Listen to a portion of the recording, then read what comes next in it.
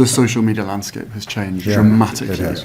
Issues of trolling, extremism, fake news, and cyberbullying are major social issues. Right.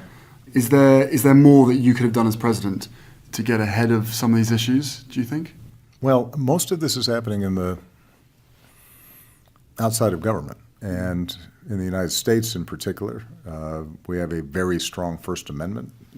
I am as a former constitutional lawyer, pretty firm about the merits of free speech. And the question, I think, really has to do with how do we harness this technology in a way that allows a multiplicity of voices, allows a diversity of views, but doesn't lead to a Balkanization of our society, but rather continues to promote ways of finding common ground. Mm-hmm. And I'm not sure government can legislate that, but what I do believe is that all of us in leadership have to find ways in which we can recreate a common space on the internet, because it used to be in the United States, at least, for example, we had 3 television stations, and everybody watched Walter Cronkite or David Brinkley or whoever the chief anchor was.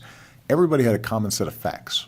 And so there might be conservatives and liberals, but people generally could agree on a baseline of reality. Mm-hmm. One of the dangers of the internet is that people can have entirely different realities. They can be just cocooned in information that reinforces their current biases.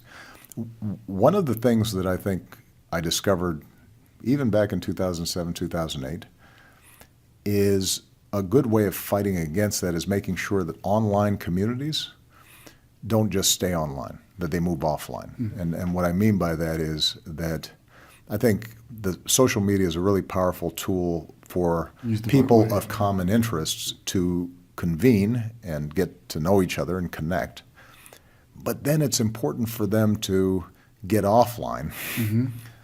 meet in a pub, get out into the community, meet at a place of worship, mm-hmm. meet in a neighborhood, and get to know each other. Because the truth is that on the internet, everything is simplified.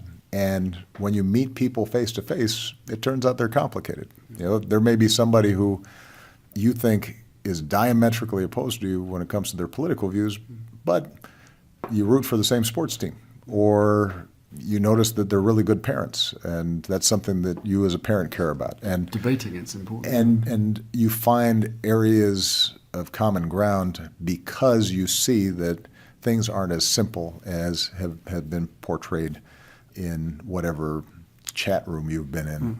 And it's also, by the way, harder to be as obnoxious and cruel in person as people can be anonymously on the internet. And so one of the things we want to do, I think, is as we're working with young people to build up platforms for social change, make sure that they don't think just sending out a hashtag in and of itself is bringing about change. It can be a powerful way to raise awareness, but then you have to get on the ground and you actually have to do something.